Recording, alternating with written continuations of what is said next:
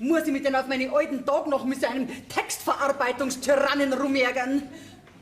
Wo soll ich jetzt wieder hindrucken? Hilfe! Jetzt ist auf einmal alles weg! Hilfe! Was ist denn jetzt schon wieder los?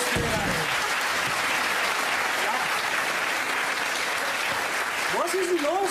Ich wollte bloß was abspeichern. Moment! Sie, erklärt mir doch bitte noch einmal, was Sie mir da gerade gesagt haben. Gern. In der Werkstatt, in der Sie waren, hat man Ihnen statt eines neuen Vergasers eine neue Batterie eingebaut. Und deswegen brauche ich jetzt 6 neue Kolbenring und 2 neue Reifen. Exakt. Also irgendwas stimmt doch da nicht. Das habe ich ja noch nie gehört. Sie, ich verstehe für was für Autos, gell? Ich bin doch kein Depp nicht. Seien Sie sich da sicher? Nur nicht frech werden, gell? Wieso frech? Das war nur ganz allgemein dahingesagt.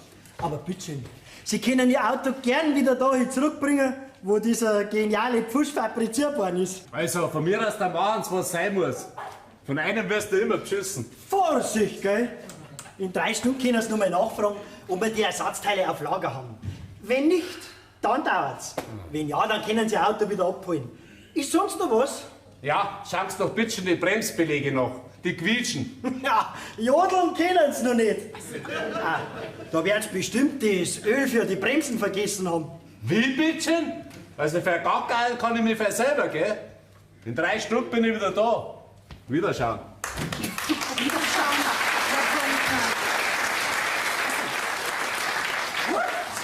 Du kannst doch unmöglich so mit der Kundschaft reden. Der Chef, wenn das gehört hätte. Okay, der Senior versteht meine Spassettel. Naja, beim Junior happert's da allerdings ein bisschen. Döderl, was schaust denn schon wieder gar so verhagelt rein? Kurt, du musst mir helfen. Ich weiß gar nicht, wo ich noch hindrucken soll, bei dem vermaledeiten Blechdepp da. Döderl, wo haben Sie denn wieder hindruckt mit Ihren tappigen Fingern? Hä? Hab ich Ihnen nicht schon 125.000 Mal gesagt? Finger weg von dieser Taste. Ah, ich kapier's nicht. Das glaub ich auch. Hä? Nix. Also Kurt, glaubst du, seit dieser Blechdepp in meinem Büro steht, da hab ich überhaupt gar keine Lebensfreude mehr. Mir ist es, wenn sie mir jeden Tag sämtliche Weisheitszähne reißen würden. Ohne Betäubung. Geh. Schauen Sie, und schon ist alles wieder da. So einfach geht es. Und bevor Sie jetzt mit der Tabellenkalkulation anfangen, sollten Sie zuerst einmal einen intensiven Blick auf die Werkzeugleiste der Textverarbeitung werfen. Kommt ja überhaupt nicht in Frage. Wenn ich jetzt auch noch in der Werkstatt helfen soll, dann kündige ich fristlos. Ich halt's nicht aus. Sagen Sie mal, haben Sie jetzt mit der Maus eigentlich schon geübt? Ich hasse Mäuse. Jetzt schauen Sie mal her. Also, als erstes anspringen und jetzt auf den Mauskopf klicken. Genau. Und jetzt die Enter-Taste drücken. Ah! Nicht die andere. Ach, ich lerne es nicht. Ich werde es nie lernen und ich mag's auch gar nicht lernen. Ich kündige fristlos. Öfter mal was Neues. Morgen.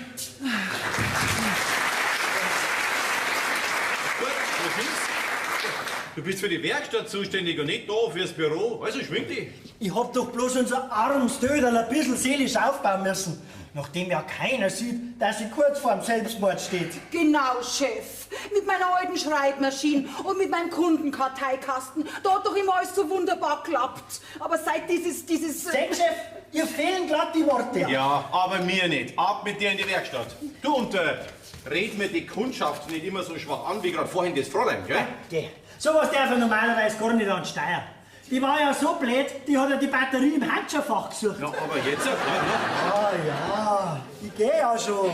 Ja, schneller geht's nicht. Nein, sonst komm ich ins Schleimern.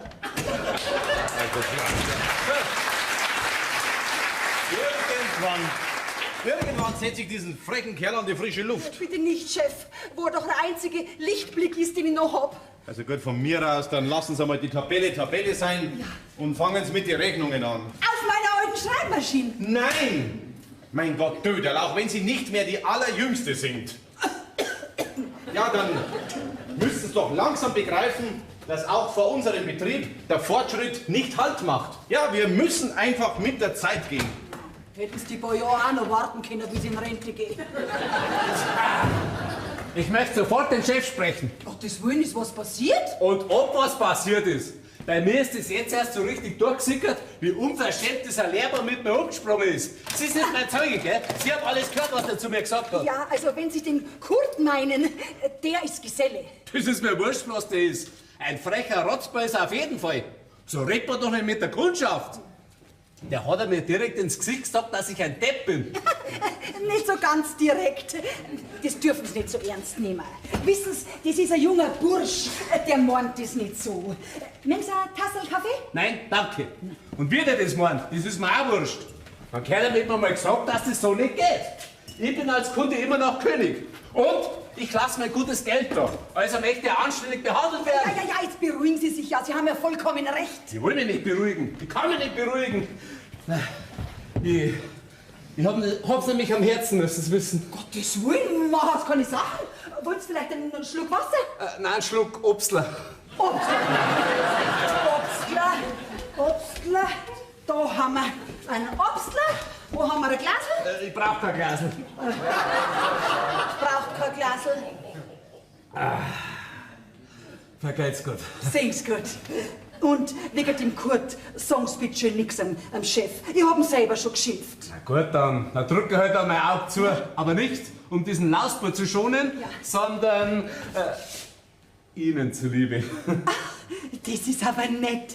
Vielen Dank. Sie müssen nämlich wissen, ich bin normalerweise ein sehr gutmütiger Mensch. Ja. Wie heißen Sie eigentlich? Döderlein. Fräulein Clara Döderlein. Also, dann nix für ungut, Fräulein Döderlein. Und vielen Dank für den Schnaps. War sehr nett, Sie auf diese Weise kennengelernt zu haben. Also ich habe Sie ehrlich gesagt vorhin gar nicht so richtig wahrgenommen. Ja, das ist mein Schicksal, dass man mich eigentlich nie so richtig wahrnimmt. Also dann, man sieht sich wieder. Ja, und lesen Sie diesen Lehrbuben, diesen Rotzfrechen, nochmal so richtig die Leviten. Grüß Gott. Auf Wiederschauen. Oh.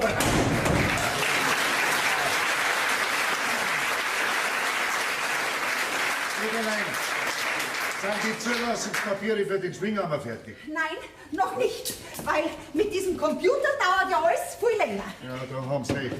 Unser Geschäft ist eigentlich immer gut gelaufen, prima sogar. Auch ohne dieses elektronische Ungeheuer da. Vater, bitte. Ich will mir nicht jeden Tag mit dir aufs Neue streiten. Hä? Noch dazu vor die Angestellten. Du, die Döderlein ist keine Angestellte, die gehört quasi zum Inventar. Döderlein, mach jetzt mal Pause. Moment einmal. Ich sag, wann die Döderl Pause macht, ja? Döderl, machen Sie mal Pause. Sag ich doch. Dankeschön, Chef. Was? Dankeschön, Chef. Moment einmal. Klicken Sie sich erst einmal aus dem Menü und fahren Sie den PC runter. Bitte, wohin soll ich fahren? Hoffnungslos. Sag ich doch. Sag einmal, Andreas, hättest du uns das jetzt nicht alle miteinander ersparen können? Hä? Die Döderlein ist ja fix und fertig. Ja, und wirst du wieder rumlaufst heute, wie ein Banker. Ja, mei, ich bin halt einmal der Chefvater. Und ich habe schon 100-mal gesagt, du sollst in der Werkstatt nicht mehr mitarbeiten. Was soll ich nachher tun? Ja, genieße doch endlich einmal deinen Ruhestand, ja? Lebe! Du, das habe ich nicht gelernt, den Ruhestand genießen. Ich bin meiner Lebtag selber in der Werkstatt gestanden und habe mit Hand angelegt. Und das Gleiche würde ich dir auch empfehlen. Ja, es ist keine Schande, wenn du im Arbeitsband in der Werkstatt stehst und ein bisschen auf deine Leute schaust. Vater, die Zeiten haben sich geändert. Heutzutage muss ich mich nicht mehr dreckert machen, nur damit ich meine Angestellten im Griff habe. Irrtum, mein Sohn. Wenn du andauernd rumlaufst wie ein Dressman, hat niemand wirklich Respekt vor dir. Ja, das lass nur meine Sorge sein, ja? Und lass mich bitte den Betrieb auf meine Weise führen. Ja, sei doch froh, dass du für nichts mehr verantwortlich bist. Überhaupt bringst du sowieso noch alles durcheinander. Was bringe ich durcheinander? Dem Niederwieser, dem hast du vorhin gesagt, er kann sein Auto 2 Stunden früher holen. Ja. Statt um 14 Uhr, um 16 Uhr. Ja und? Vater, das sind 2 Stunden später. Ja, und sehen tust du auch nicht mehr richtig. Jetzt lass dir heute mal eine Brille verschreiben. Oha, du, ich sehe noch alles klar und deutlich, wie ein Adler. Ja, und beim Lesen, da pappt er dann die Druckerschwärze schon direkt auf die Augenäpfel drauf. Geh. Vater, ich will mich nicht jeden Tag mit dir streiten. Du schau, schaut doch heute noch einer netten Frau in deinem Alter? Ja, geh ab und zu mit ihr aus. Bin ich deppert, was so ein Weiberleid kostet?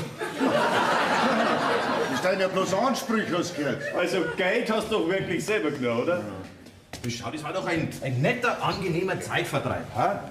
Du, die Döderl, die verehrt dich schon seit 20 Jahren. Was? Die hat dich schon verehrt, wie die Mama noch gelebt hat. Was, die Döderl? Sag einmal, möchtest du mich umbringen, ha? Ich möchte auf meine alten Tage mal Ruhe haben. Und merk dir eins fürs Leben. Dein mein Sohn. 99 Kinder und ein Weib sind 100 Mistviecher. Du bist ja wirklich schwer geschädigt, ha? Aber jetzt noch einmal, Vater. Ich wünsche nicht, dass du den ganzen Tag da in deinem Arbeitsgewand in der Werkstatt und vor allem im Büro rumlaufst. Also jetzt noch einmal, mein Sohn. Ich wünsche nicht, dass du mir andauernd in mein Leben hineinredest. Und die Werkstatt ist mein Leben. Aus. Ende. Basta. Aber dann lass mich bitte in den Betrieb auf meine Weise führen, ja? Und red mir nicht dauernd dazwischen, weil sonst heißt es mir nicht mehr Kragler, sondern Gradler. Oh, das hättest du jetzt nicht sagen dürfen. Ach, hoppla. Na bitte! Siehst du das jetzt, dass du eine Brille brauchst? Nein, ich brauche Scheuklappen, dass ich die Modefutze nicht immer anschauen muss. Ach, ja. Oh, mein, oh mein, oh mein, oh mein. Die Döder, die kapiert schon wirklich rein gar nichts. Ja, was haben wir denn jetzt eigentlich unter Kundenkartei, hä? Ja, nix, gehen in die Lehre. Genauso habe ich mir das vorgestellt. Was hast du da gerade gesagt? Ich soll leben. Ja, das waren meine Worte. Ja, bitte, wenn ich dir damit eine Freude mache. Aber vergiss nicht, das war deine Idee, gell? So. Ja, grüß dich, Gerhard. Alter Autoschieber. Ja, ich bin's, der Erich. Du, warum ich anruf? Was hättest denn du gerade so da? Weißt du, ich hab da an ganz was Rassiges gedacht. Ein Sportcabriolet. Ja, wunderbar. Karminrot, Napaleder, ja, pfundig. Mahagoni, das ist nicht ohne. Ja, und kostet 80.000, passt. Vater! Halt dein Pappen. Na, nicht du, mein Sohn habe ich gemeint. Also, du kannst das Geschäft als abgeschlossen betrachten. Ich komme in den nächsten Tag bei dir vorbei, gell? Und dann machen wir das. Vierte Gerhard, Servus. Vater, Vater, sag einmal, ich hab mich doch da gerade verhört, oder? Nicht mein Sohn. Und Sie auch nicht, Döder. Da ging es nur her. Döder, was wollen's denn? Entschuldigung, Chef, aber ich arbeite hier. Sag mal, Vater, Vater, bist du wahnsinnig? Warum? Du konntest dir doch kein Sport-Cabrio kaufen für 80.000. Ja, warum? Was dagegen einzuwenden? Und ob? Dein Geld, das ist in der Firma. Eben, und das schon viel zu lange. Ich glaub's nicht. Ich glaub's einfach nicht. Vater, Vater, ist dir klar, was du da machst? Selbstverständlich. Ich fange an zu leben.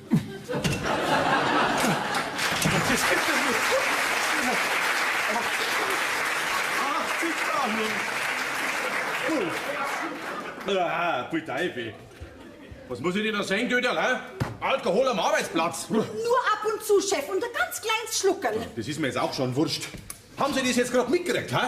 Der ist doch wahnsinnig. Das ist ja Altersschwachsinn. Starrsinn. Ja, alter Starrsinn. Der kann doch nicht so viel Geld aus der Firma ziehen. Da sind wir ja pleite. Ein Cabriolet. Ja, was will er denn damit, der Senior? Ja, was wird er damit schon wollen? Fahren und junge Mädel aufreißen. In seinem Alter. Bei einem Cabriolet, da gibt es keine Altersgrenze. Oh, Herr Bollmann, da kriegen Sie jetzt von mir den Autoschlüssel und die Wagenpapiere. Danke. Bitte Wagenpapiere für den Herrn Bollmann. Welche Papiere? Ja, stehen wir ein bisschen auf dem Schlauch, hä?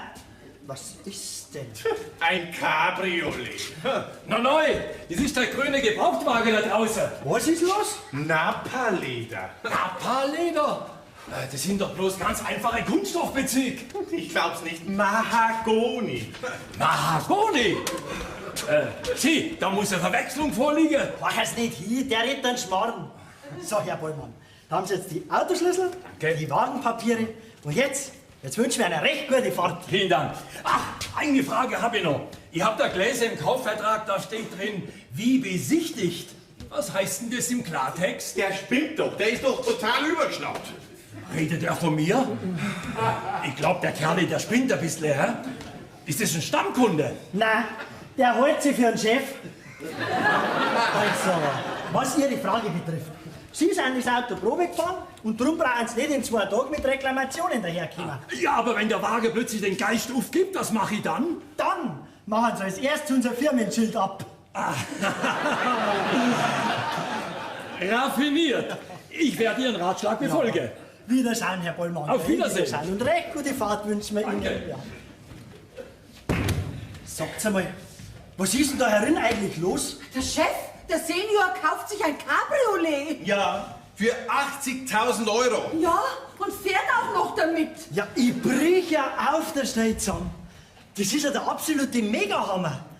Der Alte hat's ja noch voll drauf, ey. Das ist kein Mega-Hammer, das ist ein Mega-Schwachsinn. Das ist verantwortungslos der Firma gegenüber. Das ist, na was ist denn da? Aber da werde ich einen Riegel vorschieben, ja? Da kannst du dich drauf verlassen. Was schreien Sie jetzt da eigentlich mich so? Ja, weil du gerade da bist. Mein Gott, Dödel, jetzt klotzen Sie keine Löcher in die Luft. Legen Sie endlich einmal die Kundenkartei an. Nein, Was heißt da nein? nein, heißt nein. Ich arbeite erst wieder nach einer ordnungsgemäßen Einführung und Schulung an diesen Monster. Ich werde wahnsinnig. Das habe ich heute schon mal gehört. Und lassen Sie Ihre Probleme bitte nicht an mir aus. Du? Und kündigen können Sie mir auch nicht nach so vielen Dienstjahren. Ich bin informiert. Es sei denn, ich gehe von selber. Auch recht. Auch recht. Tja, Wisst ihr was? Rutscht's mal alle miteinander Buckel runter. Moment einmal, Chef, Moment.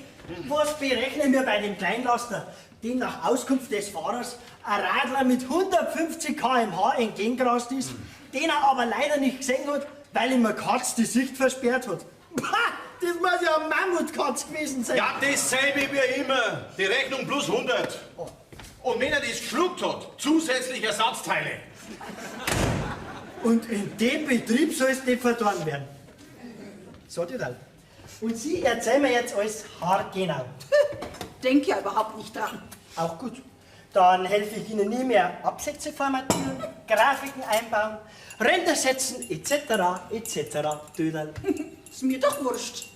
Außerdem habe ich ja schon 1000-mal gesagt, dass ich Döderlein heiße und nicht Döderl. Das ist mir viel zu lang, Tüdel. Und dann ist es mein Kaffee. Gewesen. Kurt, der Herr Pointner, den du vorhin so schwach angeredet hast, der war noch mal da und wollte sich beim Chef über dich beschweren. Ja, und? Nix und. Nur mit Mühe habe ich ihn davon abhalten können, dass er sich beschwert. Okay. Und das haben Sie tatsächlich geschafft? Oh, da haben Sie aber gewiss einen ganzen Charme aktivieren müssen. Das war gewiss sehr schwierig, gell? Du sei nicht so frech, gell? Kurt, ich gebe dir den guten Rat. Zügle dein loses Mundwerk. In Zukunft lege ich kein gutes Wort mehr für dich ein, gell? Danke, Dödel. Das haben Sie wirklich gut gemacht. Ja. Und jetzt gebe ich Ihnen noch einen guten Rat. Lassen Sie einer nicht so anmerken, dass Sie in unseren Senior verliebt sind. Was bin ich? Ihm bis in den Tod ergeben. Und das ist nicht gut. Das vertrauen die Männer nicht. Ich weiß das aus Erfahrung. Sag einmal, du Lausbur, ich bin nicht. Ach, sind Sie schon. Die hoffnungslose Liebe, die schaut dann aus alle Knopflöcher raus. Um Gottes Willen. Ehrlich, Ehrlich, Dödel, Sie müssen Ihre Augen besser unter Kontrolle halten. Oh, das Objekt der Begierde naht. ja, sei erstatt, sonst kriegst du nicht auf der Fläche Backen. Hoppala. Was ist denn mit euch zwei? Habt ihr was verschluckt? Geht Öderlein, sei's doch so gut und mach aus meinen Termin beim Augenarzt. Möglichst schnell. Schnell auch noch. Jetzt stolpern sie seit Jahren über die depperte Schwein und jetzt pressiert's auf einmal. Also ich bin schon der Meinung, das pressieren mit einer Brühe. Passen Sie auf, Dödel. Wenn es so weitergeht bei unserem lieben Senior, dann wird er eines Tages einen Spiegel rasieren anstatt ein Gesicht. Die Rasierung. Nicht getroffen, Ist eh klar, wenn man blind ist wie der Maulwurf. Oh, jetzt machst du aber einen Abflug, gell? Aber mit Nachbrennen. Hoppala. Das ist aber schnell ein Maulwurf. Welchen Augenarzt darf ich rufen? Ja, einen guten. Und woher soll ich bitte wissen, welcher gut ist? Aber natürlich, mit einem Cabriolet kann man ja nicht halb blind durch die Gegend fahren. Ja, jetzt rennen Sie nicht so geschwollen daher. Und wenn Sie den Termin haben, dann sagen Sie mir Bescheid. Und im Übrigen halten Sie einer bitte raus aus meinen Angelegenheiten, ja? Als ob mir das nicht wurscht ist, mit wem Sie sich mit Ihrem depperten Cabrio da rennen. Das ist wie ich immer sag. Nein, nein, Scanner und Arbeit. So, sauber. Soweit habe ich es also gebracht. Meine besten Jahre habe ich ihr im hoffnungslosen Warten verbracht. Und jetzt bin ich heute die Schachtel, die nicht einmal im Cabriolet mitfahren darf. Aber jetzt mache ich erst einmal Pause, schmier mir in aller Ruhe ein Butterbrot und dann können es mir alle im Mundschenkel geben.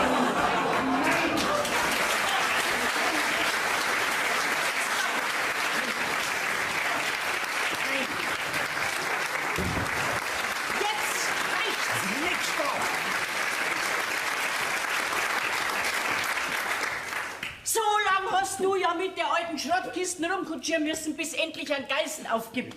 Jetzt kommt ein neues Auto her.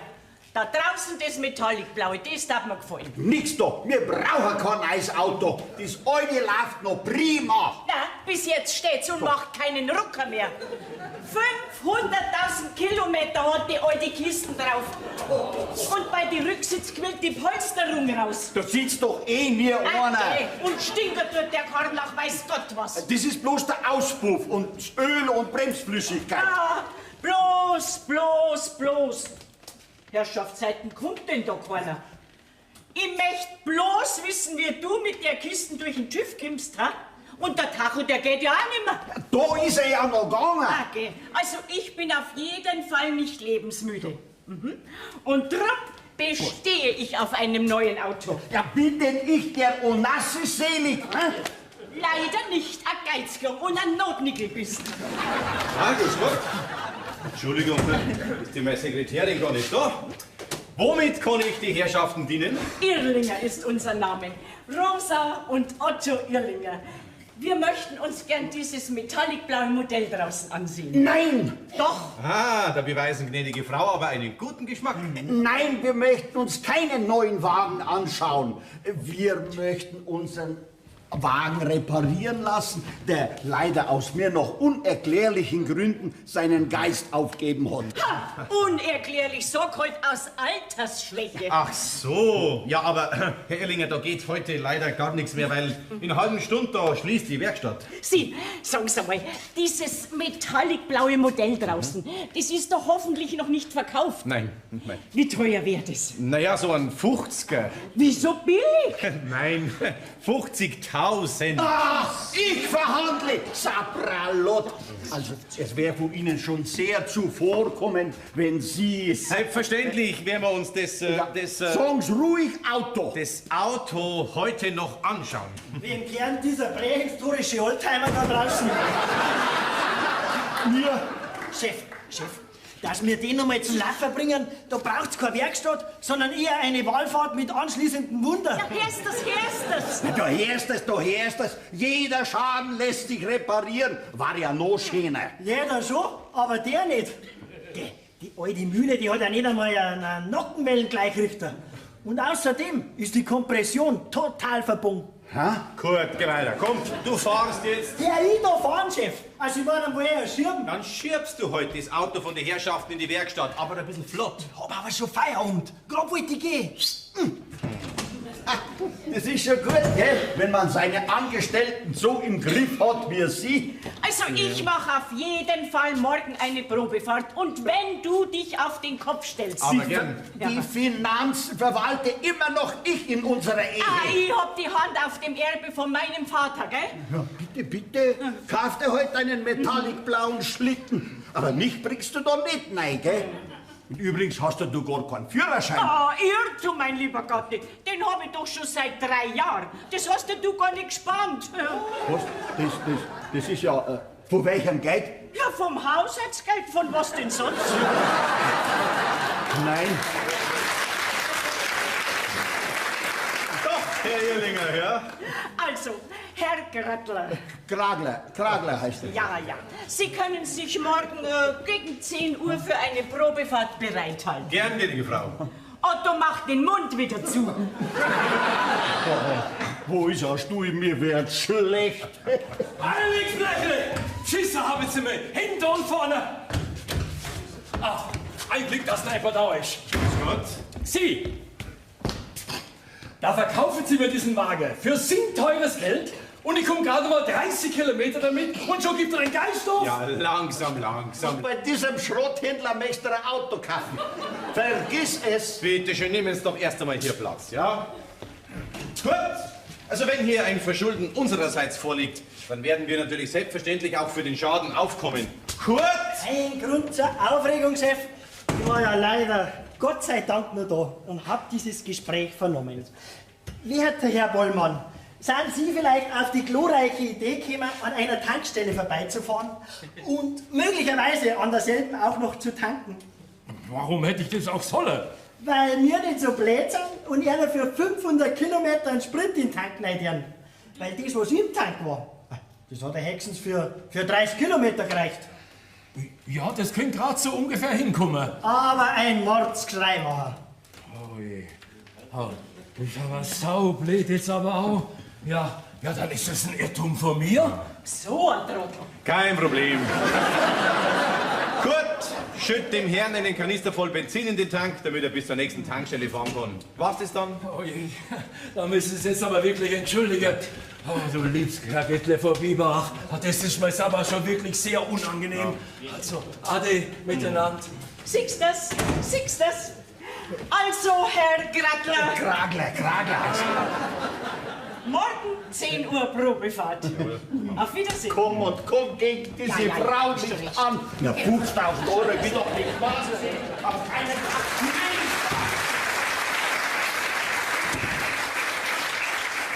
Na, Chef, da bin ich mal wieder genau im richtigen Moment gekommen. Und wie sich dieser Vorgartenzwerg aufgemantelt hat. Ach, Kurt, mir ist jetzt nicht noch deine Witzel. Ich habe andere Sorgen. Gibt's cool, Chef.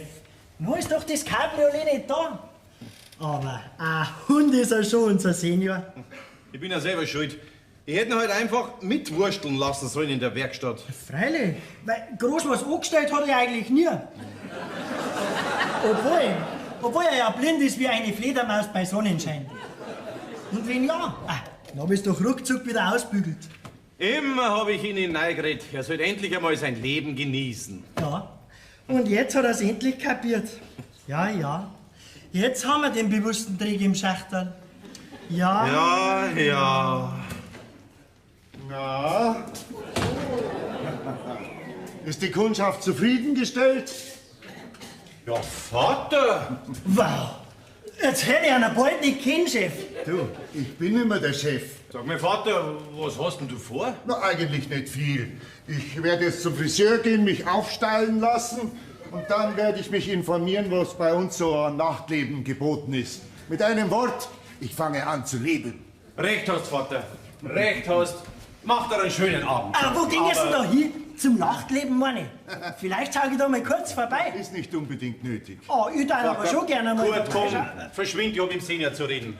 Allerweil wirst du herin behandelt wie der letzte Depp. Vater, das mit diesem Cabrio, das überlegst du schon noch einmal, gell? Warum? Schau, wir haben doch selber so wunderschöne, günstige Wagen. Da schau her, geht's dir ein bisschen los, ne? Ha?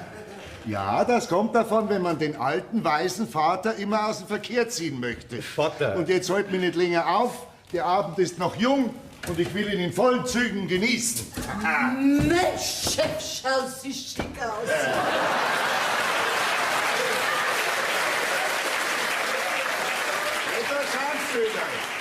Köderl, was machen Sie denn noch da? Entschuldigen, Chef, aber ich bin draußen auf der Bank ein bisschen eingedeckt. Dann gehst du gleich heim und schlafst weiter, Döder. Weil in ihrem Alter, da braucht man viel Schlaf, gell? In meinem Alter ist das was anderes. Weil mit 66 Jahren, da kommt man erst in Schuss. Mit 66 ist noch lang noch nicht Schluss.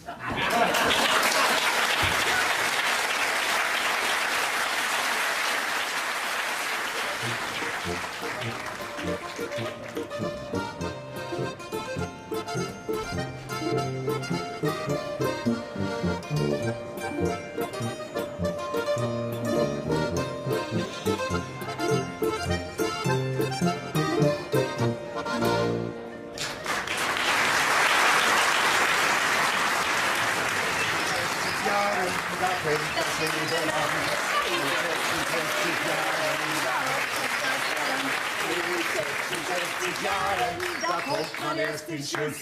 Mit 66 ist noch lang noch nicht Schluss. Mein Lieber, wie schnell doch so eine Nacht vergeht, wenn es schön ist, gell, Schneckerl? Wie heißt jetzt du wieder? Das habe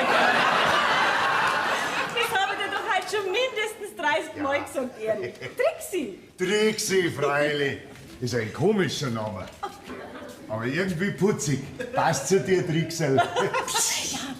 Weißt du, da hinten ist nämlich unsere Wohnung. Ach so. Und ich möchte nicht, dass mein Sohn uns hört. Ja, nicht, dass er Angst hätte. Okay. Wie alt ist denn dein Sohn? Ach, so zwischen 35 und 40, ich weiß nicht mehr so genau. Möchtest du was trinken? Was, so einen großen Sohn hast du schon? Nein. Du, sieht mir da gar nicht an, Gell? ehrlich. Ganz ehrlich? Ja, gut gehalten und gesund, mein Lieber. In mir schlummern noch ungenützte Reserven, von denen niemand eine Ahnung hat. Oh, was du nicht sagst. Ja, das kannst du mir schon glauben. Und ich könnte dir meine Reserven sogar zeigen, wenn es mir Zeit lässt. Wenn es noch funktioniert. Du, jetzt machen wir ganz langsam, gell? Ja, hast du jetzt noch was zum Trinken? Ach so, freilich. Weißt du, ich hab da... Wie heißt jetzt gleich wieder? Immer noch Trixi. Trixi. Ich hab da einen wunderbaren alten Cognac. Der ist nur für ganz besondere Kundschaft. So, jetzt schau her. Einmal. Zweimal. So, mein Schneckerl, mal zukriegst. Also, Auf unsere noch junge Freundschaft. Prost. Prost.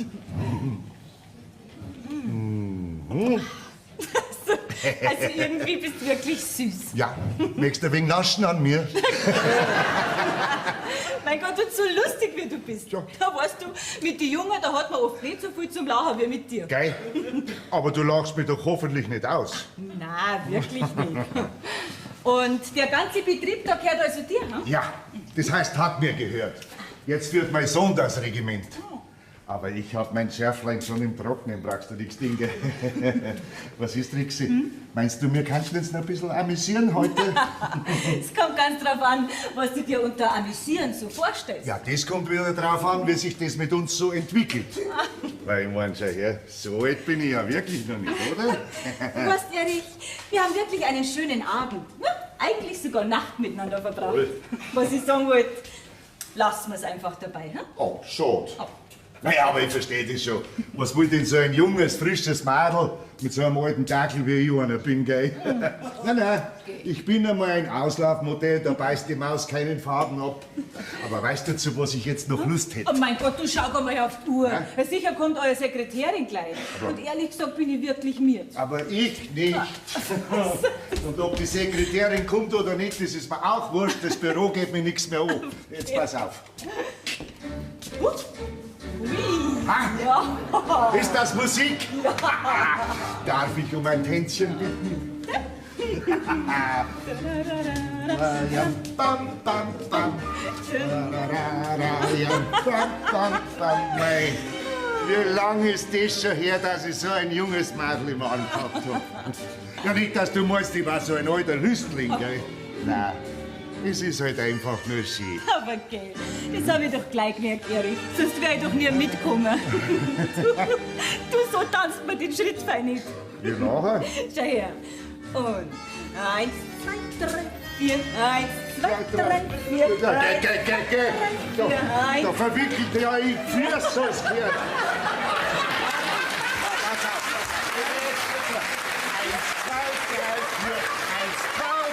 Jetzt hab ich's. Ole.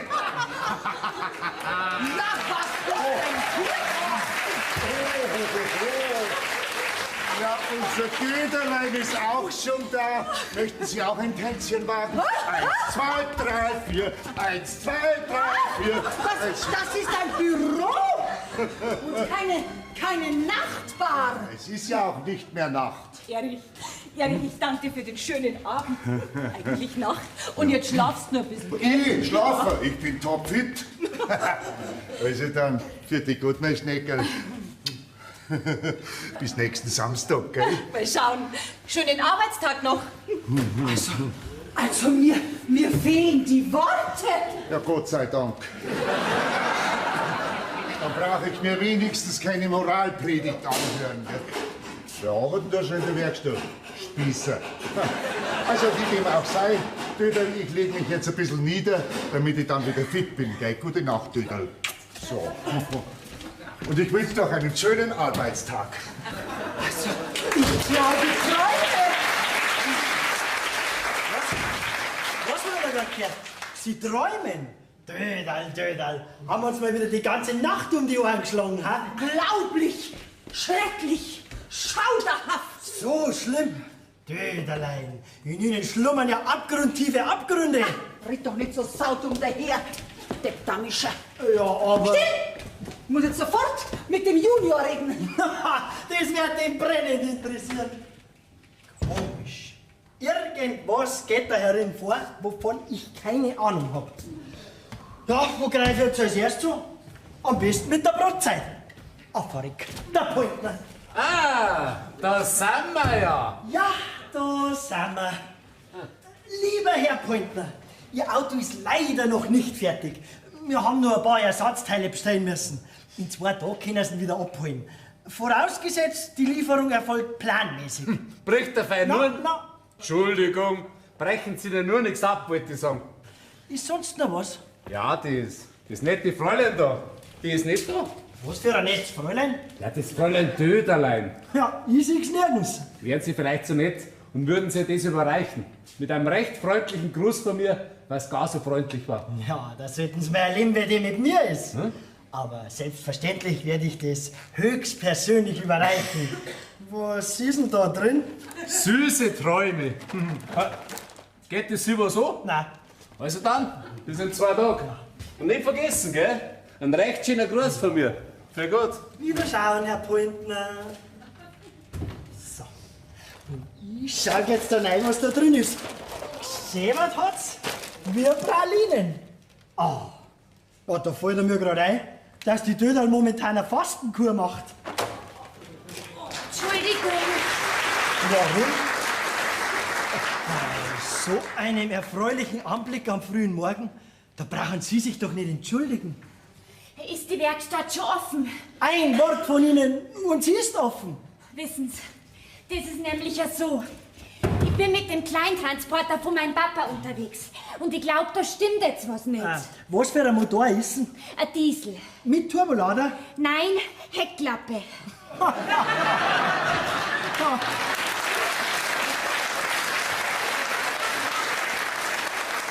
Alles klar.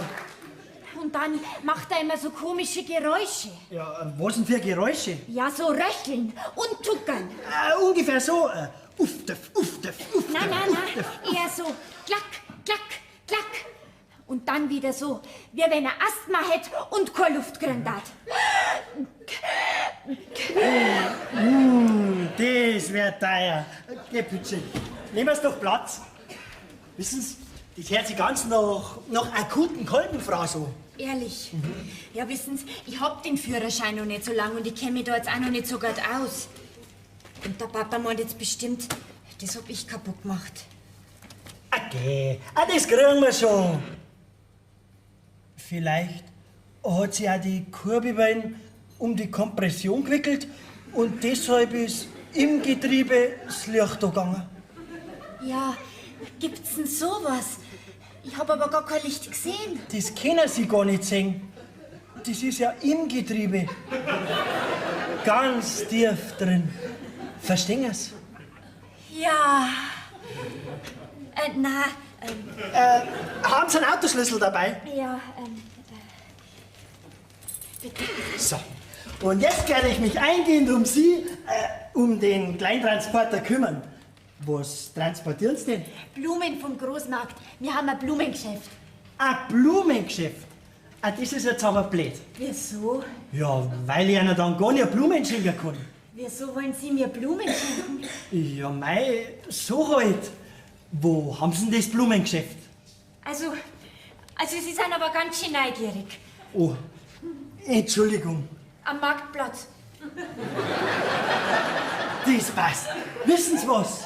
Ich komme zu Erna ins Blumengeschäft, kaufe einen Strauß Blumen und den schenke ich Erna dann.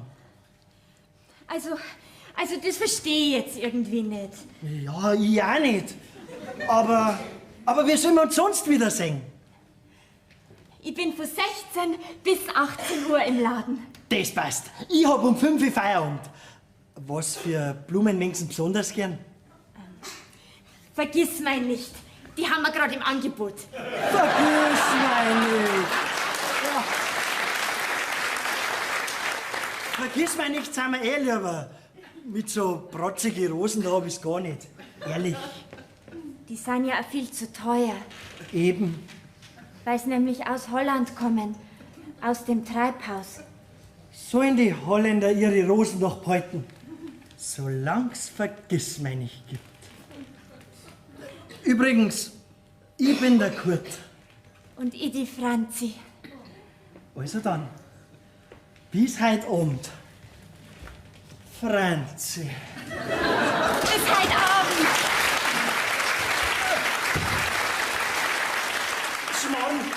Schmarrn, ich arbeite ja da. Also, vergiss nicht. Am Marktplatz. Kurt. Wegen was bin ich jetzt eigentlich da? Freilich, der Kleintransporter. Mit der verwickelten Kurbelwelle. Wart, den noch nicht. Ich hab da ganz was Feins. Hat dem Döderl mir halt eine Kundschaft geschenkt. Schau her. Magst? Oh, Pralinen. Süße Träume. So. Schnabel auf. Und jetzt? Jetzt schauen wir auf dem Hof aus. Vielleicht kannst du auf dein Auto gleich warten. Morgen gut. Ah, nein, Kundschaft, grüß Gott. Bei dem Fräulein hat sie die Kurve bei ihm ums Herzl.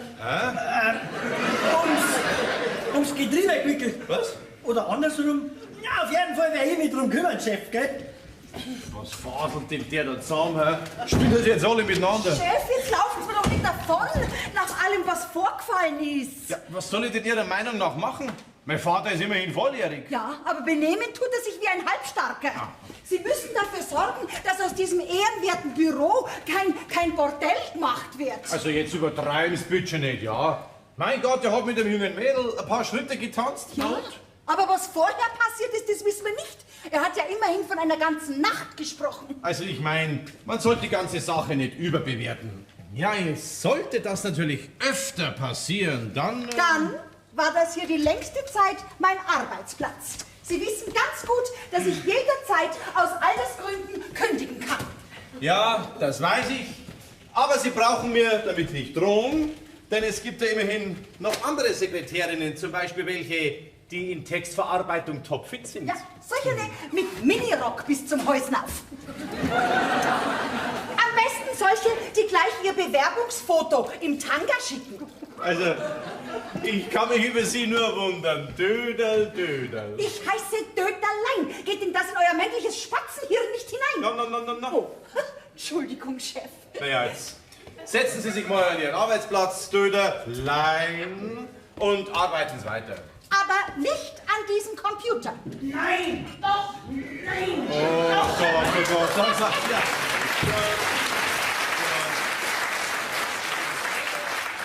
Herr Grabler? Gragler heißt der Herr. Aha. Wir sind bereit zur Probefahrt. Du bist bereit. Ja, das langt doch wohl auch, oder?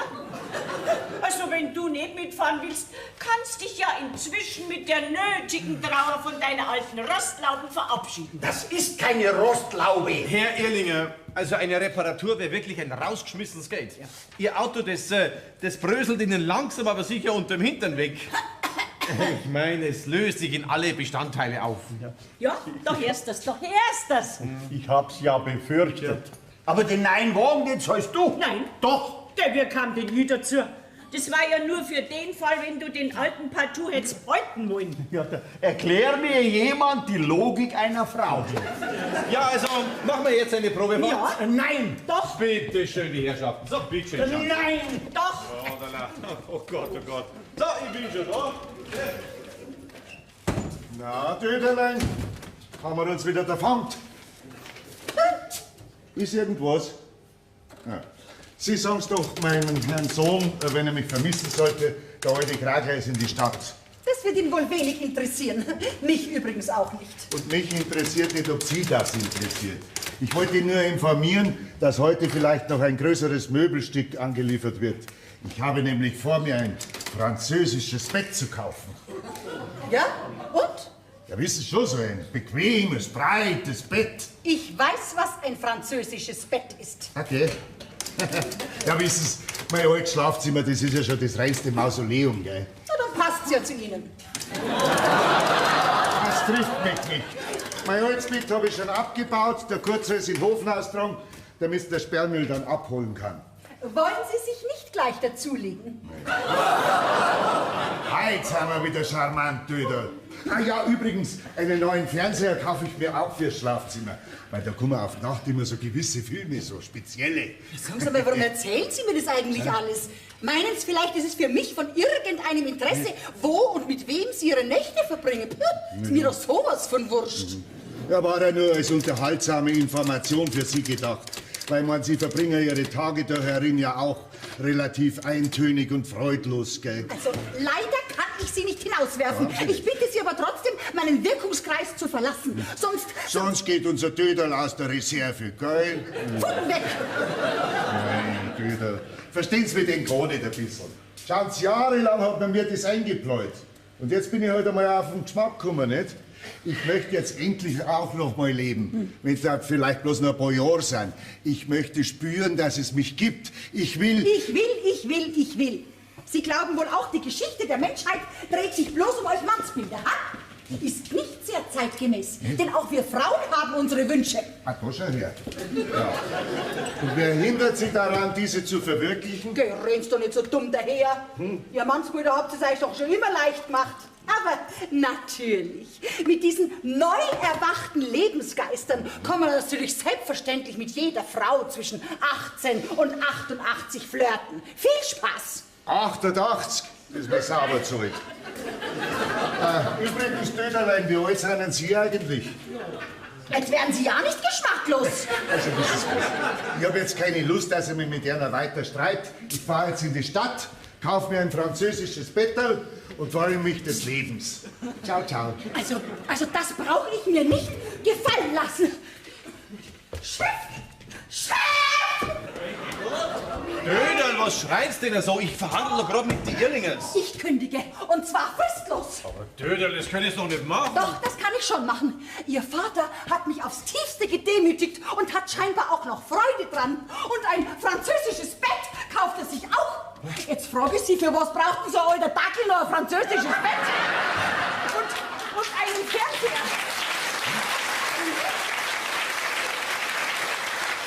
Einen Fernseher kauft er sich auch, damit er sich des Nachts so gewisse Filme anschauen kann. Man weiß ja, was des Nachts für gewisse Filme laufen. Ich jedenfalls kann in diesem Sumpf nicht mehr atmen. Aber Döderlein, also, ich bin mir ganz sicher, mein Vater will uns alle miteinander nur auf die Palme bringen. Ich kenne ihn zu gut. Ihr Mannsbrüder kennt euch doch alle miteinander nicht. Also auf Wiederschauen. Das heißt auf Nimmerwiedersehen. Und glauben Sie ja nicht, dass Sie mich zurückhalten können.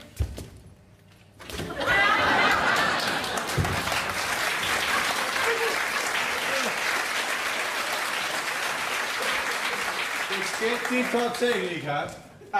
Halt! Döderl, der Handtaschel! Herr Döderl! Kragler, meine Frau hat bereits den Fahrersitz bestiegen. Ja, ich bin schon da. Aber was ist denn los? Ja!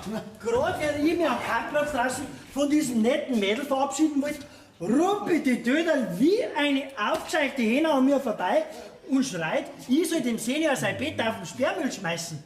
Ja, wissen Sie da was davon? Dann stimmt's also doch. Ja, was stimmt? Ja, das mit Ihrem französischen Bett. Jetzt schauen die so blöd, das was man da anschaut. Da, Frau Irlinger!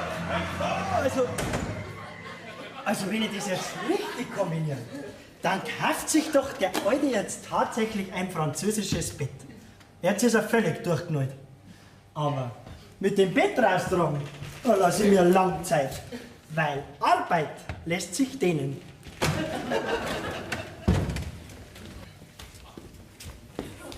Gott sei Dank. Jetzt sind Sie aber Schnellklaffer, Fräulein Döderlein. Und? Haben's geschmeckt? Hä? Ein kleines Präsent. Süße Träume. Was? Ja, die Pralinen. Ich hab keine Pralinen gekriegt. Ja, da müssen sie ja da noch liegen. Also ich hab's dem Gesellen persönlich gegeben, mit der ausdrücklichen Bitte, sie Ihnen mit einem recht schönen Gruß von mir zu überreichen. Dem Kurt? Ja. Das war ein Fehler, fürchte ich. Ja, war das vielleicht, der Pfleger hat selber gefressen, aber dann... Wahrscheinlich hat er es bloß woanders hingelegt. Aber trotzdem, vielen Dank. Wäre doch gar nicht nötig gewesen. Doch, das war schon nötig. Wenn jemand so liebenswürdig und charmant ist wie Sie, darf ich Sie vielleicht begleiten? Das ist sehr nett, aber ich gehe lieber allein. Das ist ja jetzt ein Turzi gegangen. Ja, Döderlein, wohin des Weges? Wüsste nicht, was Sie das angeht. Herr Pointner, darf ich Sie um Ihren Arm bitten? Sie dürfen mich begleiten. Also nichts, was ich lieber täte, verehrtes Fräulein Döderlein. Aber Sie dürfen doch Döderl zu mir sagen. Ciao, ciao.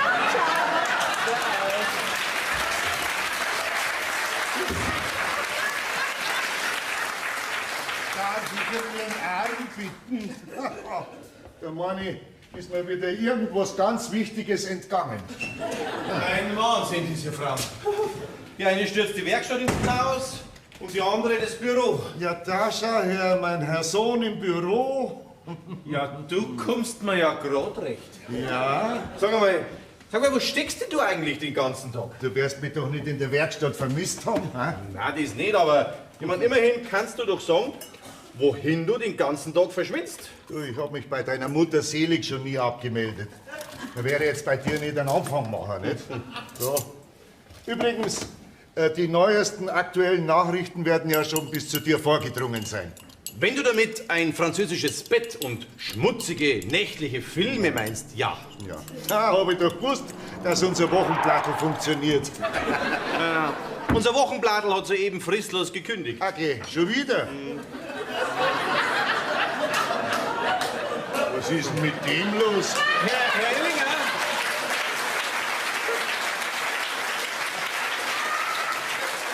Herr Ellinger, ist die Probefahrt schon beendet? Für meine Frau noch nicht. Sie ist restlos begeistert. Für mich ist sie beendet. Wiederschauen, Herr Ellinger!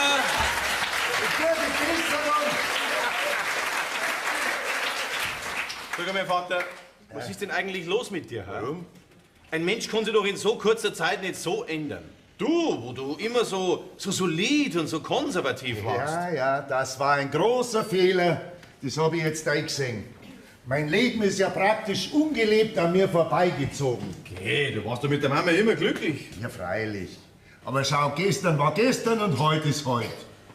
Aber mal was anderes. Wenn du mal Probe schlafen möchtest in meinem französischen Bett, kannst du gerne tun. Soll ein ganz neues und unheimlich geruhsames Schlaferlebnis sein. Übrigens, auch Karminrot, wie mein Sportkopie. Also Vater, von mir aus kannst du machen, was du willst. Aber bitte, schlag dir dieses Cabrio aus dem Kopf. Da fällt mir gar nicht ein. Schau, Bub, ich hab mein ganzes Leben lang hart gearbeitet. Hab deiner Mama und mir nie was gegönnt. Keinen Urlaub, keine Extra, kein nix. Alles habe ich immer ins Geschäft reingesteckt. Ja, und wenn ich mir jetzt ein bisschen was zurückhole, dann ist das doch nur recht und billig, oder? Ja, schon, aber eine solche Summe, schau, das vertragt der Betrieb im Augenblick nicht. Du, das ist eigentlich nicht mehr mein Problem. Das Blatt hat sich gewendet. So, und jetzt lege ich mich hin, dass ich auf die Nacht wieder fit bin. Ja, damit mit deinem Flietscherl wieder durch die Haare ziehen kannst, gell? Ja. Du, dir ist aber schon klar, dass die wahrscheinlich nur auf dein Geld aus ist. Mein Bub, du begreifst ja gar nichts. Vielleicht. Du, aber ich zieh für heute auch los. Ja? Okay. Und ich möchte keinen Vorwurf hören, wann und mit wem und wann immer ich auch heimkomme. Du, gell, ich hab dich für nicht erzogen, dass du mir alles nachmachst. Aber trink bitte nicht zu viel Alkohol, trotzdem. Ja. Weil du hast noch nie so viel vertragen wie ich. Also, nicht über die Stränge schlagen. Keine Angst, nicht so wie du. Aber dass du beruhigt bist, Ja. ich bring frische Frühstückssemmel Das mit. ist gut, mein Sohn, das magst du.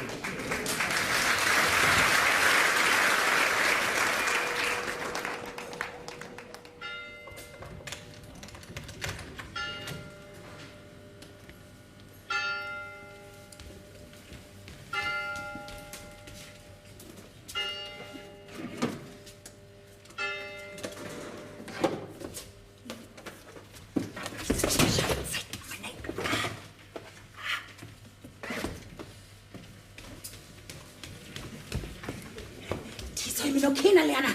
Alle miteinander.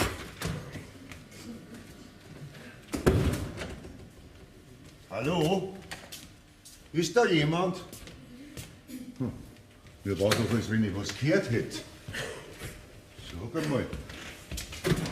Ja, ob ich mir's nicht gedacht hab. Einfach geh und nicht zusperren. Oh mei, ob's wirklich nicht mehr kommt, unser Töter. Da hat mir schon sehr fein, das alte Madel.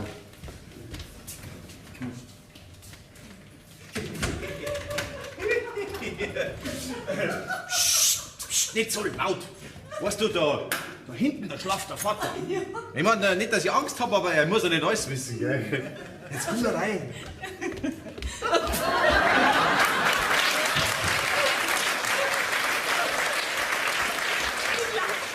Ich glaube, es ist besser, ich gehe wieder. Wenn ich dich lasse. Komm her, lass dich einmal in den Arm nehmen. Oh, ist das schön. Ja, Andi, das ist schön. Du, meinst du nicht, dass das irgendwie Schicksal ist, weil wir zwei uns heute begegnet sind? Jede Begegnung ist Schicksal. Oh, hast du mal also jetzt schon am Bandel, ha? Magst du was trinken? Moment schnell. Komisch, die Flaschen waren ja heute noch voll. Weißt du, da steht nämlich immer der Cognac für unsere Kunden. Du magst doch Cognac? Ja, gern. Komm, setz dich doch. Es ist wohl der Stammplatz für nächtliche Besucherinnen. Also, es ist schon wirklich komisch, gell? Immer habe ich am Vater gepredigt, er soll endlich einmal sein Leben genießen. Und dabei habe ich vor lauter Arbeit das Thema Frauen und Beziehung immer irgendwie von mir weggeschoben. Prost. Prost. Und jetzt? Jetzt bin ich gerade wieder dabei, mich mit diesem Gedanken etwas näher anzufreunden. Wie nah? Kannst du mir das vielleicht ein bisschen näher erklären? Oder sogar zeigen? Du willst das wohl ganz genau wissen, hä? Weißt du, was ich jetzt möchte? Ich möchte jetzt tanzen. Was, du auch? Was? Wieso du auch? Naja, ich meine, in so zärtlichen Momenten, da wollen doch die meisten Männer tanzen. Ach so. Hast du da schon so viel Erfahrung, hä? Eigentlich nicht, was man halt so hört.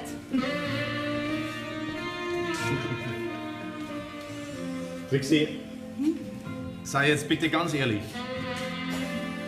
Hast du einen Freund? Nein, Andi.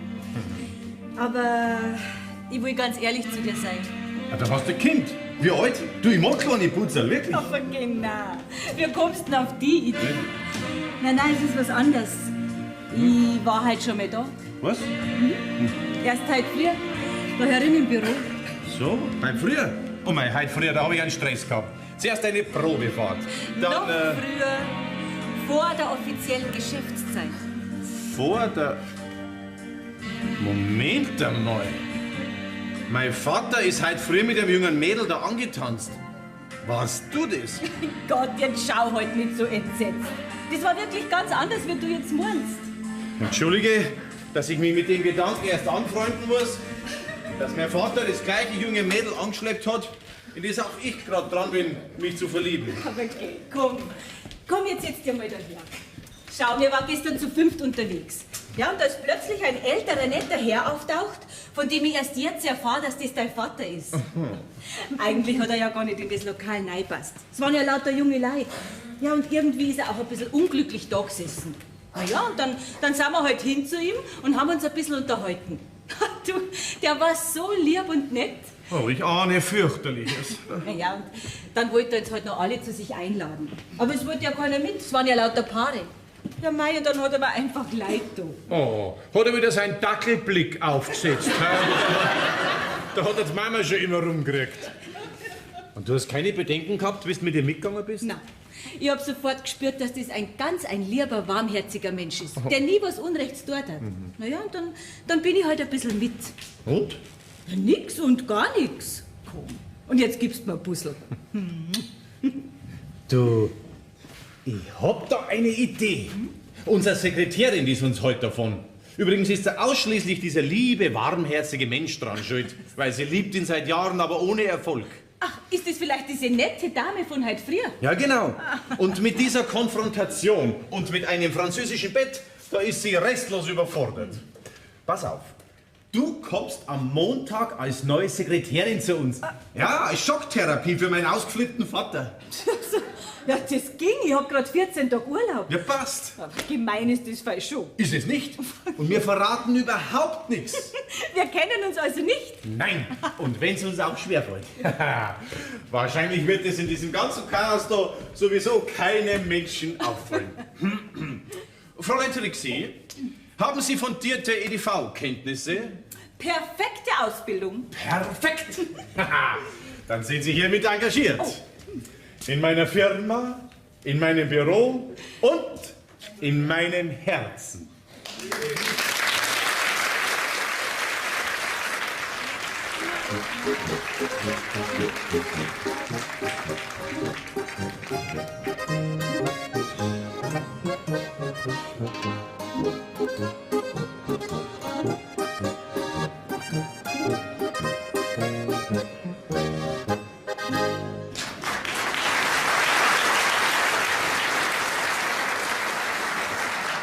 Also, wenn ich mir das recht überlege, den Job von der Döderl, den kann ich ja locker noch mit übernehmen. Naja, dann greife ich mal mit der Kundenkartei an. Ja, sagst du, wo hat's jetzt die wieder hingeschustert? Da ist ja schon mal wer. Bin schon da. Au. Ersatzteile, Reparaturen aller Art oder besser gleich ein Nickelnagel in ein Auto. Was steht zu Diensten? Weder noch. Ich bin bis auf weiteres die neue Sekretärin. Ja, da haut's ja mich gleich Stange grad um. Wie hat jetzt der Sie so schnell aufgearbeitet? Ich mein, das ist aber schnell gegangen. Ja, mei, das hat sich halt so ergeben. Ich bin übrigens die Trixie. Und ich bin der Kurt. Das soll Raunschini in den Schuppen. Ich treibe normalerweise in der Werkstatt mein Unwesen, aber momentan bin ich an diesen Blechdeppen da abkommandiert. Das hat sich ja so mit erledigt. Darf ich? Was? Ach so, ja. Moment einmal. Bin ich gerade mit meiner trickerten Latzhosen drauf gesessen. Dankeschön, sehr aufmerksam. Ja, so bin ich immer. Übrigens kann ich Ihnen noch ein paar ganz hilfreiche Tipps geben. Mit der EDV, meine ich. Ich wollte gerade die Kundenkartei neu anlegen. Ach so, ja, das kann ja ich gleich machen. Ja, im Prinzip schon. Da ist jetzt noch ein Problem. Weiß der Geier, wo die Döderl die alte Schüssel den Karteikasten hingeschustert hat? Mein Gott, da werde ich dann schon eine andere Arbeit finden. Ja. Wenn man sucht, findet man immer eine. Leider. Ja, vielleicht sogar du in der Werkstatt. Ach so, freilich, in der Werkstatt. Übrigens, wenn du Sie was brauchen sollten, ein Pfiff und ich bin zur Stelle. Guten Morgen. Morgen, Chef. Hab unsere neue Sekretärin bereits in die Gepflogenheiten des Hauses Kragler und Sohn eingewiesen. Freilich, da brauchen wir ja dich dazu, gell? Ja, logisch, wem denn sonst? Guten Morgen, Chef. Guten Morgen, mein Herzblatt. Jetzt sei doch vorsichtig, Andi. Wenn uns wer senkt hat. Das ist doch mir egal. Ich bin glücklich. Ja, ich bin auch glücklich, aber mir ist es nicht egal. Ich habe schließlich einen guten Ruf zu verlieren. Bei mir hast du den schon verloren. Geht einfach mit wildfremden Männern heim. Oh mei, wie lange willst du dir das noch vorwerfen? So lang, bis wir zwei alt und grau werden miteinander. Oh, ui, er kommt. Du weißt Bescheid, gell? Psst. Ja, tut mir mal Kreuzweh. Komm mir vor wie ein weich geklopftes Filetstück. Das kommt bloß von der Liegerei auf dem saubläden französischen Bett. Guten Morgen. Ist was, Vater? Da drin in der Küche. Da steht noch ein Kaffee, wollte ich sagen. Der wird schlecht. Ja, sag einmal, Vater. Ja, du bist ja so kasig. Hat dich irgendwas erschreckt? Ja, Sie, sicher nichts Schlimmes, das vergeht schon wieder. Da hilft nur tief durchatmen. Ja, bei mir hilft gar nichts mehr. Also, Vater, du gefällst mir überhaupt nicht. Ich gefällt mir schon selber nicht. Aber es geht schon wieder. Ehrlich? Ja, ehrlich. Gut. Dann kann ich dir ja jetzt das Fräulein Trixie vorstellen. Sie vertritt bis auf Weiteres unser Döderlein. Grüß Gott. Ist gut. Sie sind dann wohl der Seniorchef. Ja, das heißt eigentlich nimmer. Momentan bin ich eher ein alter Trottel. Also, Fräulein Trixi, ich habe Sie ja in das augenblicklich Nötige schon eingewiesen und wenn Sie halt was brauchen, dann rufen Sie mich ganz einfach. Ja, weil er steht ja so bloß immer unnütz in der Gegend rum. Ha, Vater, deine Sparwitz kannst du wirklich schenken. Und heute mir bitte das Fräulein Trixi nicht von der Arbeit ab, ja? Nein. Bis später. Bis später. Sag einmal, möchtest du mich umbringen, Trixi? Oh, unsere Beziehung, ich meine, unsere Bekanntschaft, das soll doch geheim bleiben. Ja, aber das bleibt doch auch, Erich. Mach dir doch keine Sorgen. Mach dir keine Sorgen. Das sagst du in deinem jugendlichen Unverstand. Du, mir trifft fast der Herzkasperl ausgehört. Du kannst doch nicht einfach ohne Vorwarnung da auf dem Stuhl sitzen. Das geht doch nicht. Aber jetzt reg dich doch nicht auf. Ich sag doch kein was. So weit habe ich mich schon unter Kontrolle. Ja, aber ich nicht. Mensch, den ganzen Tag dich vor Augen und darf nicht. Was? Vergiss es. Mir ist heute Nacht so klar geworden, dass ich ein alter, vertrottelter Esel bin. Übrigens, wenn du Verwendung hättest für ein nagelneues französisches Bett, ich hätte eins. Nur einmal drin gelegen. Ja. Mein Gott, jetzt tut er mir direkt leid. Mann, jetzt laufen Sie mir doch nicht andauernd nach. Trixi, ein Reparaturauftrag. Da drum. Jetzt sagen Sie mal, woher wollen jetzt Sie so genau wissen, dass Wasser in die Ölbahn eingedrungen ist? Weil's Auto noch im Fluss steht. Was ist los? Ich sag's Ihnen doch, mein Auto steht noch im Fluss. Halt's nicht aus. Ja, sagen Sie mal, Sie hält sich ganz trauriger. Wie haben Sie denn jetzt das wieder angestellt? Oh je, fragen Sie mich nicht. Ich hab die Kurve ein bisschen zu scharf genommen. Und da ist mir ein metallicblauer Schlitter entgegengekommen. Am Steuer so eine kleine dunkelhaarige, ein richtig wild gewordenes Weibsbild. Ja, und der hab ich ausweichen müssen. Und die Straße war auch noch sauglatt. Was nicht sagen? Eine kleine dunkelhaarige. Das war die Irlinger. Oh je, und da hab ich Kontrolle über das Auto verloren. Heiliges Bleckli.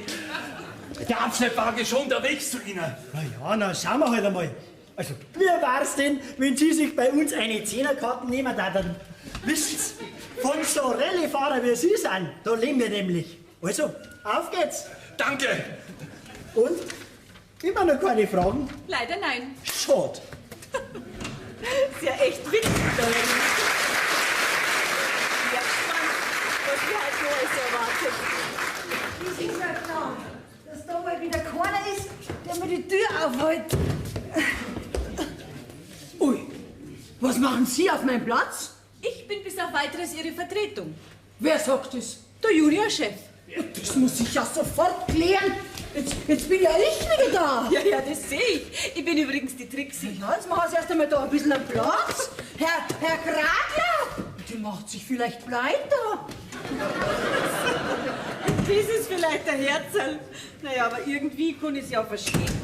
Herr Gragler, Ja? was bitte ist das? Also, was regen Sie sich denn so auf? Da soll man sich vielleicht nicht aufregen. Kaum verlässt man mal für 2 Tage seinen Bürostuhl, schon hockt der andere drauf.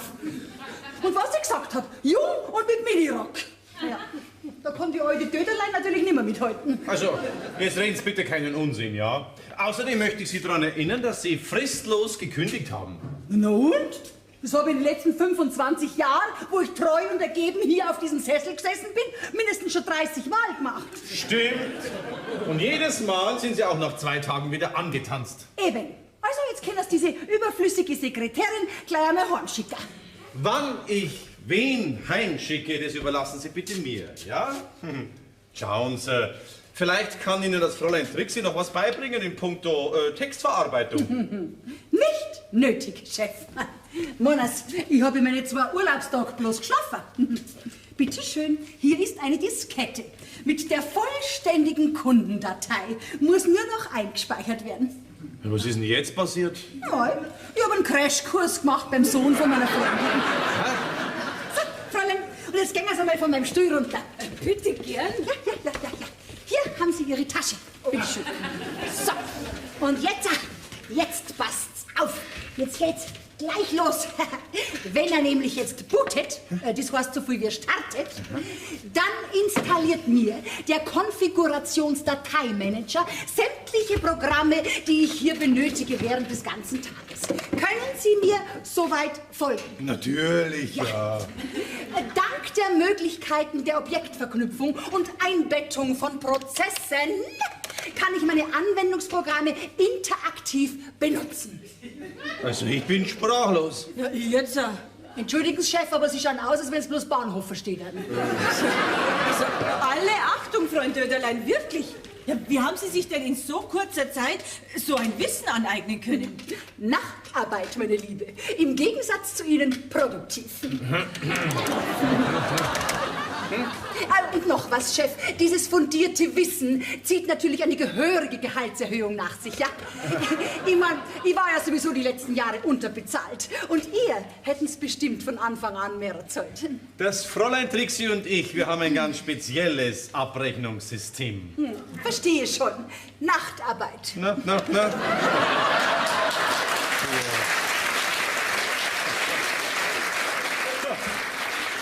Fräulein Döderlein, Sie lassen jetzt einmal alles hier liegen und stehen, weil wir gehen jetzt rüber in die Konditorei auf einen Versöhnungskaffee. Ich lade die Damen ein. Also, Chef, wenn Sie uns einladen, dann kann ich natürlich nicht Nein sagen, gell? Erlaube mir aber zu bemerken, dass es in dieser Konditorei eine wunderbare Schwarzwälder Kirschtorte gibt. Oh, solche Trümmer. Oh. Ja, also, von mir aus genehmigt, meine beiden Tippmamsellen.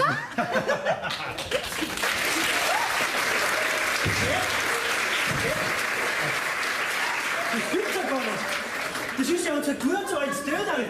Und die Trixi. Ich halt's nicht aus. Da geht schon wieder irgendwas vor sich, wovon ich keine Ahnung habe. Das gefällt mir gar nicht. Aber das gefällt mir. Franzi! Franzi, schnell komm rein.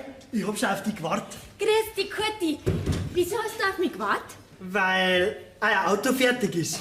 Ach so, drum. Nein, nicht drum. Das weißt du ganz genau. Was hat denn deine Mama gesagt, weil ich bei euch gewesen bin? Dass das ein schöner Depp sein muss, der einem Madel aus einem Blumenladen Blumen schenkt. Oh.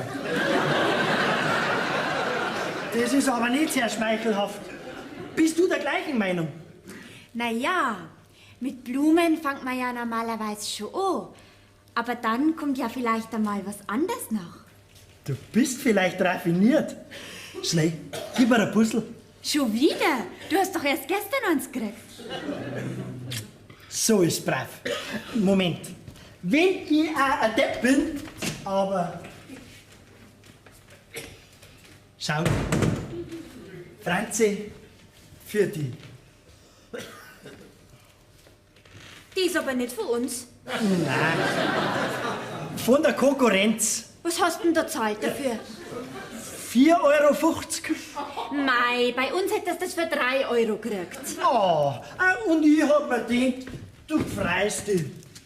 Ich freu mich doch auch. Aber jetzt schenkst mir dann keine Blumen mehr, gell? Ja, was denn dann? Du brauchst mir gar nichts schenken. Doch, alle Mädel wollen gern Geschenke haben. Ich nicht. Ich bin glücklich, wenn ich mit dir beieinander sein kann. Wirklich? Ganz wirklich. So, aber jetzt hol ich das Auto, der Bagger wartet schon drauf. Ah ja, und noch was. Was du mir da alles erzählt hast, von wegen Kurbelwelle und Kompression gewickelt und den ganzen anderen Schmarrn. Da hast du mir ja ganz schön verschaukelt. So was machst du mir nimmer, gell? Nie mehr, versprochen. Aber das mache ich schon noch. Mahlzeit. Also,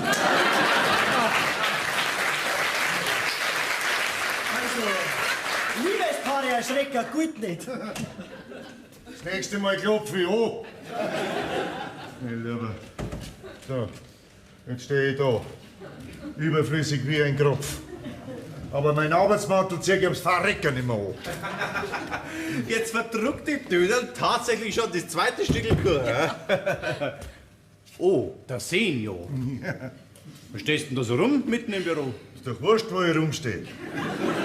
Ob im Büro oder in der Werkstatt, im Weg gehe ich überall um. Oh, bist jetzt wieder auf deinem Selbstmitleidstrip, ha? Das kann er nämlich ganz gut.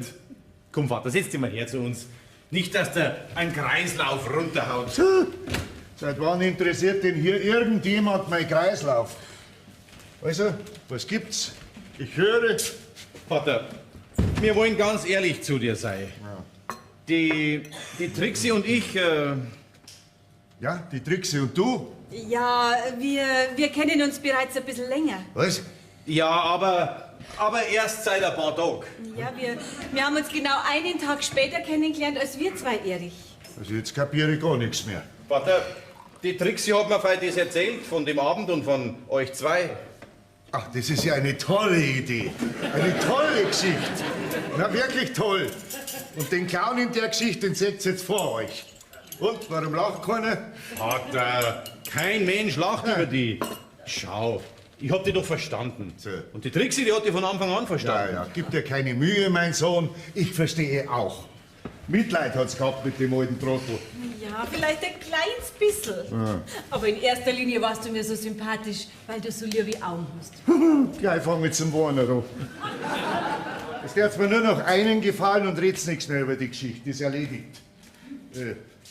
Ja, und ihr zwei, ihr versteht's euch wohl recht gut, hä? Sehr gut, Vater. Aha. Ja, dann habe ich vielleicht doch noch die Hoffnung, dass dieses zauberhafte Wesen irgendwann in meiner Nähe weilt. Also ich würde sagen, diese Hoffnung ist nicht ganz unbegründet. Oder was meinst du, Trixie? Ganz deiner Meinung, Andi. Ja, ich muss schon sagen, die gefällt mir auch besser als wie das Bornergestell von der Konkurrenz. Ja. Du hast Charakter gezeigt, die hätte ich auch nicht genommen. Siehst, Vater, jetzt bist du wieder mein alter. Was bin ich? Mein alter Vater. Lass mich bitte schön ausreden, gell? Du, und wenn ich über dich gelacht hab, dann nur wegen deinem französischen Bett. Ja, dann lach ruhig weiter. Das kannst du nämlich haben. Was? Ja, ich habe ja Gott sei Dank noch meine alte Matratzen. Ja, und der Bett dazu kriege ich schon wieder. Was meinst du, Trixie?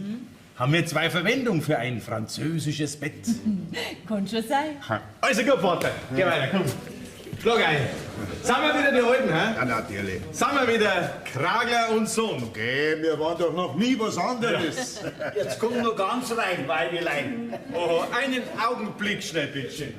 Ja. Gut. Ja, die Herrschaften haben wir uns geeinigt. Ja, Wie bitte? wir haben uns geeinigt. Meine Frau hat mich überzeugt. Wir brauchen einen neuen Wagen. Nein. Doch. Wissen's, der Alte, der macht's nimmer. Wie bitte? Ja, ich mein, der alte Wagen ist schrottreif. Einsicht ist der erste Weg zur Besserung. Wenigstens habe ich den Metallic Blauen da draußen ausreden können. Zu teuer, gell, Rosa? Ja, Rosa Metallic haben wir aber nicht. Wir haben uns für eine billigere Variante entschieden. Vielleicht haben sie einen Gebrauchten, der noch gut in Schuss ist. Oder einen Jahreswagen. Wie es der Zufall will, haben wir da gerade was reingekriegt. Was? Hey, ja, die Ölwanne muss noch trockengelegt werden. Aber ansonsten ist der Wagen tipptopp in Schuss. Fast wie neu. Bitte schön, die Herrschaften. Wenn Sie mir folgen wollen. Ja, siehst, so einfach ist es. Man muss ja nur wissen, was man will. Du hast ja wieder mal so recht, Weibelein. Ja. Trixie, riechst du einen Kaufvertrag her? Ja, ich weiß ja gar nicht, was für ein Auto. Legst einfach im Computer an, Gebrauchtwagen Bollmann. Sehr geschäftstüchtig, der Kurt. Der tat den ja auch nur ein Cabriolet andrehen, wenn's sein muss. Ach, apropos Cabriolet. Ja, warum? Was ist damit? Vater, diese Schnapsidee, die bringt mich noch um den Schlaf. Okay. Ja, eigentlich wollte dir noch ein bisschen schmoren lassen im eigenen Saft, mein Sohn. Aber dir kann man schon jeden Bären aufbinden. Ich verstehe überhaupt nichts. Du hast das Auto doch schon bestellt. Geh, dieses bewusste Telefongespräch habe ich doch mit mir selber gehalten. Ja, glaubst denn du, ich bin so deppert und leg mein sauer Erspartes für so einen Schlitten hin? Vater, jetzt fällt mir der ganze Felsbrocken vom Herzen runter. Weißt du was? Du ziehst jetzt sofort deinen Arbeitsmantel wieder Nein. an, da Nein. und gehst in die Werkstatt. Weil irgendwie hast du mir da draußen schon gefehlt. Nein, ja, bin ich blöd, ha?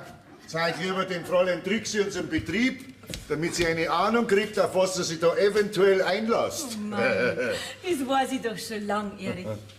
Oh. Ja, ja. Brosamen, die vom Tische des Herrn fallen.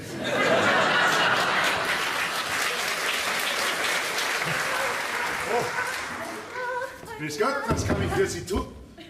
Ja, Dödel, Sie sind das. Ja, Farik. Mir bleibt doch wirklich nichts erspart. Tja. Und? Ist noch was? Na, eigentlich nicht. Irritiert mich aber. Was? Ja, dass Sie da so rumstehen. Ach so, ja, ich kann auch rumsitzen. Ist kein Problem. Besser so. Was machen Sie denn da? Ich formatiere. Sie formatieren. Ja, toll, wie Sie das machen. Aber sagen Sie mal, Dödel, warum sind Sie eigentlich wieder da? Sie haben doch fristlos gekündigt. Hat sich nicht rentiert, dass ich meinen Job hinschmeiß. Wegen einem Gockel, der noch auf seine alten Tages Krähen probieren wollte.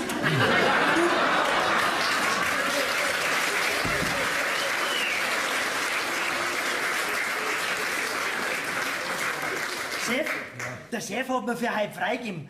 Vielleicht verloben wir uns heute noch. Was, wir zwei? Macht er schon wieder Witze, der Senior. Aber Kurti, überleg dir das gut. Weil wenn's blöd ausgeht, dann gibt's wieder zwei lebenslängliche. Agi, sag's doch nicht so was. Aber ein Netzschneckel hast du da rausgesucht. Weiß ich schon. Kim Schneckerl. Jetzt gehen wir feiern. Ja, ja. Jung müssen wir heute noch mal sein, gell? Okay, warum denn jung? Sowas wäre doch in unserem Alter vielleicht auch noch ganz schön. Was? Naja, das halt. Ach so, das meinen's. Na ja, das käme ganz darauf an. Auf was? Na ja, ob's die zwei Richtigen wären. Ich habe da seit geraumer Zeit einen ganz hartnäckigen Verehrer. Okay. Ah, vielleicht den Pointner, der da über rumschleicht. Ja, das ist ein galanter und höflicher Mann. So, so. Der liest mir jeden Wunsch von den Augen ab. Okay.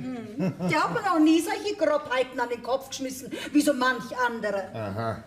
Naja, mit so viel Galanterie kann ich als einfacher Automechaniker natürlich nicht aufwarten. Ja, da brauche ich mich gar nicht mehr anstrengen. Schauen Sie, jetzt sind schon wieder so grob. Ich meine, man redet ja bloß. Und dann weiß ich eigentlich gar nicht, auf was Sie da hinaus wollen. Das weiß ich jetzt selber nicht mehr so Es genau. ist ja so, ich meine, wenn man sich noch nicht so genau kennt, dann weiß man ja eigentlich auch gar nicht, ob das so passen würde. Ja, weil das weiß man vorher nie so genau. Nein, es sei denn, die zwei kennen sich schon sehr lang. Ach so meinen Sie? So wie wir zwei zum Beispiel. Zum Beispiel. Ja. Moment. Nicht weglaufen, bin gleich wieder da. Puh, weglaufen werde ich, wo ich die Hälfte meines Lebens auf diesen Augenblick gewartet habe.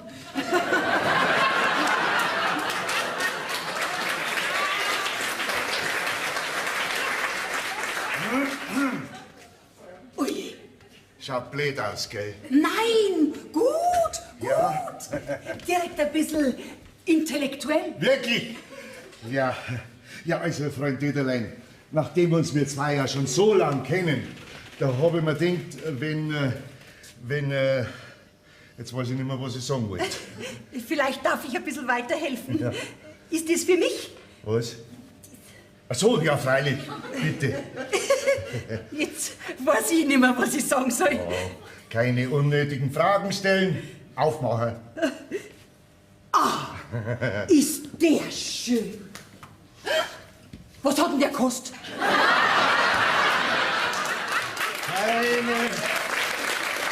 Keine unnötigen Fragen stellen. Das kannst du ja gleich merken für unsere weitere Zukunft. Clara. Und wie hast du dir unsere weitere Zukunft so vorgestellt, Erich? Ja, ich hab da an eine schöne Zweisamkeit gedacht. Mit allem, was so dazugehört und was uns noch Freude macht. Aber es soll ja jeder wieder heimgehen können, wenn ihm danach ist. Einverstanden? Einverstanden, Erich. Außerdem wissen die gar nicht, ob ich mit den Mucken von so einem Wandspult so Tag und Nacht überhaupt noch leben könnte, gell? Da passt's ja. Fräulein Döderlein, wie schön, dass ich Sie noch antreffe. Entschuldigung. Na. darf ich Ihnen als Zeichen meiner Verehrung dieses kleine, bescheidene Angebinde überreichen. Pointner, jetzt weiß ich gar nicht, was ich sagen soll. Am besten gar nichts. Und dieses Angebinde ist nicht klein und bescheiden, sondern protzig. Also vollkommen unpassend für mitten unter der Woche und ohne besonderen Anlass. Bitte? Danke. Da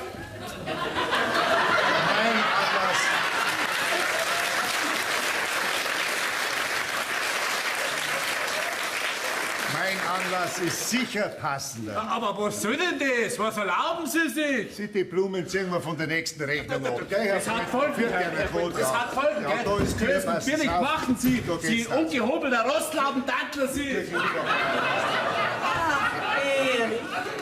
das ist ja tausendmal schöner, als wenn du mir die Rosen selber gekauft hättest. Okay. Du schaust, wie galant so ein alter Rostlaubentantler noch sein kann.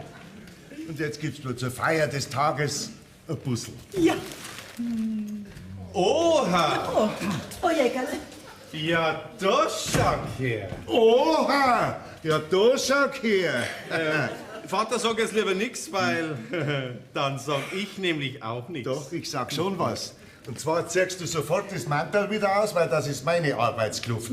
Du bleibst der junge, dynamische, auf Erfolg getrimmte Juniorchef im Maßanzug. Recht hast, Vater. Nur so sind wir und bleiben wir unschlagbar. Kragler! Und Sohn. Bravo. Sag einmal, Vater, wie ist es das eigentlich mit deinem französischen Bett? So. Ja, zu mir hast du gesagt, du brauchst es nicht mehr. Das hätte ich gesagt. Tut mir leid, mein Sohn, aber das brauche ich möglicherweise noch selber. Was sagst du, Clara? Keine unnötigen Fragen stellen, Erich.